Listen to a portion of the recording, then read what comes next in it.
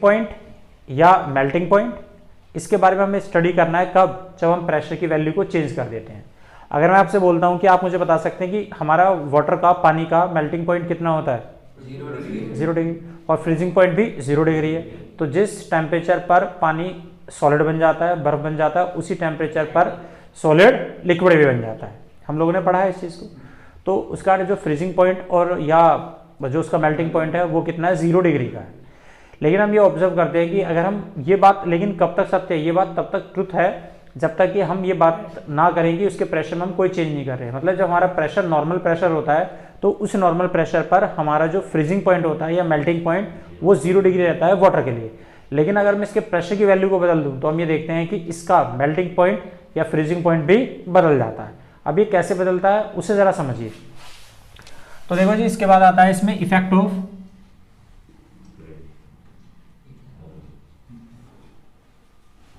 Of pressure on melting point या freezing point.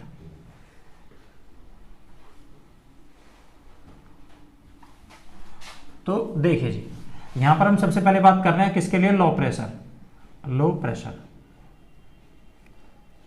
और यहां पर हम किसकी बात कर रहे हैं, नॉर्मल प्रेशर, और यहां पर किसकी बात कर रहे हैं, हाई प्रेशर।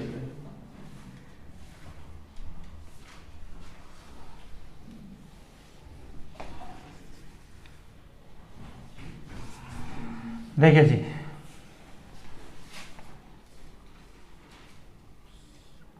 ये हमारा नॉर्मल प्रेशर है। तो नॉर्मल प्रेशर पर 0 डिग्री पर, जैसे 0 डिग्री, तो 0 डिग्री पर होता क्या है, तो आंसर है 0 डिग्री पर हमारा जो लिक्विड होता है, दिस इज लिक्विड, ये किस में कन्वर्ट हो जाता है, दिस इज सॉलिड में कन्वर्ट हो जाता है। इस डायरेक्शन में हम क्या कर रहे हैं, टेम्परेचर की वैल्यू को डिक्रीज कर रहे हैं। क्या कर रहे हैं, डिक्रीज। ओके, ऐसे इस डायरेक्शन में। और इसी तरह से अगर हम ये देखते हैं कि यहाँ पर हमारा प्रेशर अगर हमारा हाई हो जाए, प्रेशर हाई हो जाए, तो उस कंडीशन में हमारा जो लिक्विड है, लिक्विड किस में कन्वर्ट होता है, सॉलिड में, लेकिन कितने टेम्परेचर, -5 डिग्री सेल्सियस। अगर मैं प्रेशर की वैल्यू को इंक्रीज करता हूं तो -5 डिग्री सेल्सियस के बाद मेरा लिक्विड, मेरा वाटर किस में कन्वर्ट होता है, सॉलिड के अंदर कन्वर्ट होता है। लेकिन अगर मैं प्रेशर की वैल्यू कैसी रखूं, लो, तो उस कंडीशन में हम ये ऑब्जर्व करते हैं कि हमारा जो वाटर है वो 5 डिग्री सेल्सियस पर क्या हो जाता है, यस, लिक्विड सॉलिड में कन्वर्ट हो जाता है। और अगर मैं यहाँ पर एक छोटा सा इंडिकेटर दूं आपको ऐसा, तो इस डायरेक्शन में हम क्या कर रहे हैं, टेम्परेचर की वैल्यू को डिक्रीज कर रहे हैं, कम करते जा रहे हैं। और इस टेम्परेचर की वैल्यू को अगर यहाँ से ऑब्जर्व करा जाए तो हम ये देख भी सकते हैं कि ये टेम्परेचर कितना है, यहाँ पर टेम्परेचर कितना है, तो आंसर है यहाँ पर सपोज टू बी टेम्परेचर हमारा कितना है, 5 डिग्री, कितना है, 5 डिग्री सेल्सियस। यहाँ पर हमारा टेम्परेचर कितना है, दिस इज 0 डिग्री सेल्सियस, और यहाँ पर टेम्परेचर कितना है, -5 डिग्री सेल्सियस।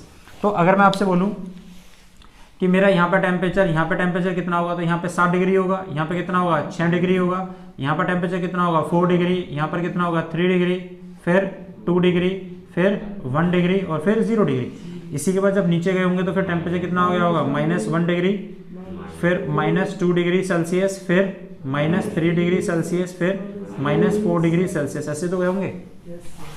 अब मेरा क्वेश्चन ये था कि अगर मैं आपसे एक छोटी सी बात पूछूं कि अगर मेरा प्रेशर नॉर्मल है, तो उस कंडीशन में आप ये बता सकते हो कि 4 डिग्री पर वाटर मुझे किस स्टेट में मिलेगा, तो आंसर है लिक्विड में मिलेगा। क्योंकि अगर मेरा प्रेशर नॉर्मल प्रेशर है, 0 डिग्री पे लिक्विड है, वो किस में कन्वर्ट हो जाता है, सॉलिड में। तो 4 डिग्री पर, तो 4 डिग्री की बात करूं तो 4 डिग्री कहाँ है, ये रहा 4 डिग्री।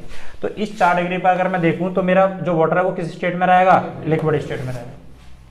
अगर मैं आपसे बोलता हूं कि अगर मैं इसका प्रेशर की वैल्यू लो कर देता हूं, प्रेशर कैसे कर देता हूं, लो, तो मुझे आप बता सकते हैं कि 4 डिग्री पर मुझे वाटर किस स्टेट में मिलेगा, सॉलिड।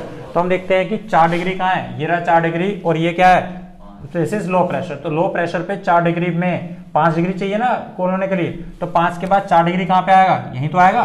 तो 4 डिग्री पर हम क्या देखते हैं कि जो हमारा लिक्विड था, जो लिक्विड है वो किस में कन्वर्ट हो जाता है, दिस इज सॉलिड में कन्वर्ट हो जाता है।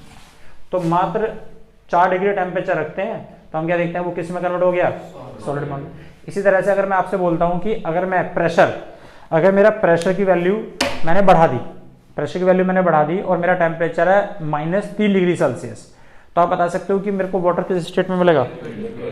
तो आंसर है लिक्विड मिलेगा, क्योंकि अगर मेरा प्रेशर कैसा हाई है उस कंडीशन में 5 डिग्री तक, 5 डिग्री पे मेरा लिक्विड किस में कन्वर्ट होता है? सॉलिड में। लेकिन मेरा टेम्परेचर कितना है? 3 डिग्री। 3 डिग्री पे मेरा वाटर किस स्टेट में रहेगा? लिक्विड में रहेगा। तो ये आपको ग्राफ, ये चार्ट आपको हमेशा याद होना चाहिए कि किस टेम्परेचर पर क्या होता है। तो एक बात, जब हम बात करते हैं कि हमारा मेल्टिंग पॉइंट इतना है या उसका फ्रीजिंग पॉइंट इतना है, तो हम ये बात करते हैं एट नॉर्मल प्रेशर। लेकिन अगर प्रेशर की वैल्यू बदल देंगे तो इसकी वैल्यू बदल जाती है।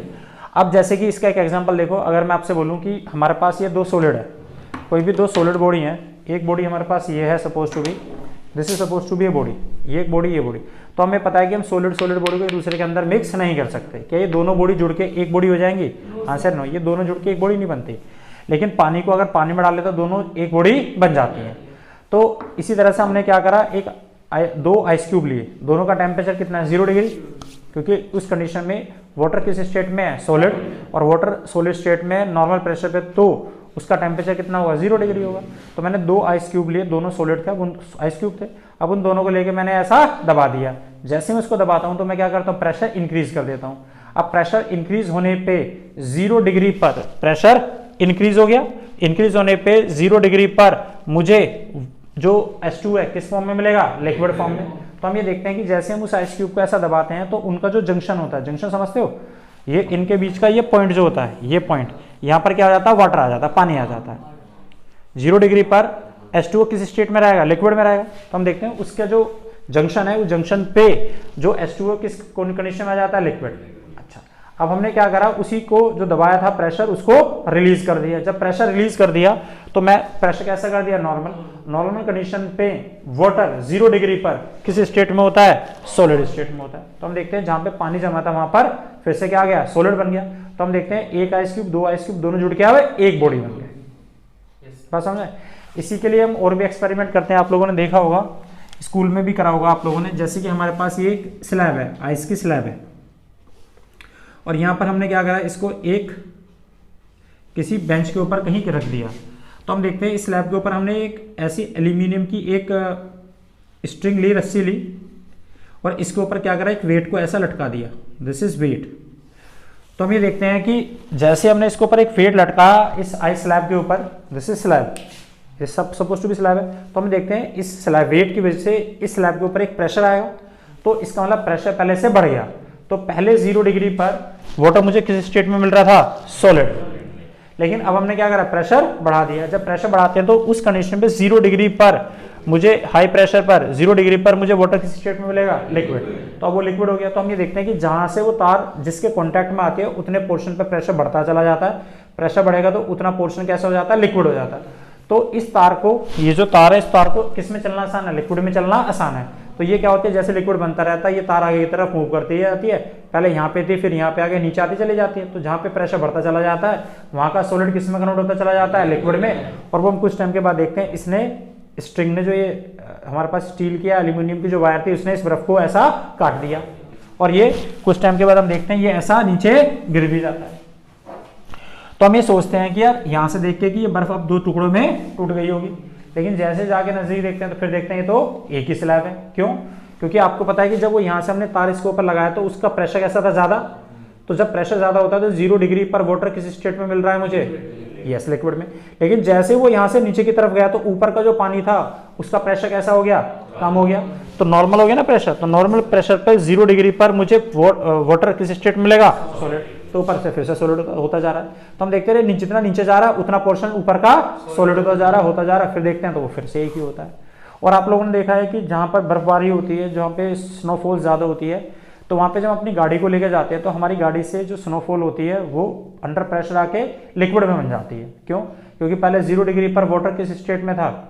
सॉलिड कंडीशन में था। लेकिन जैसे टायर उनके ऊपर से, बर्फ के ऊपर से निकला तो प्रेशर की वजह से प्रेशर बढ़ गया।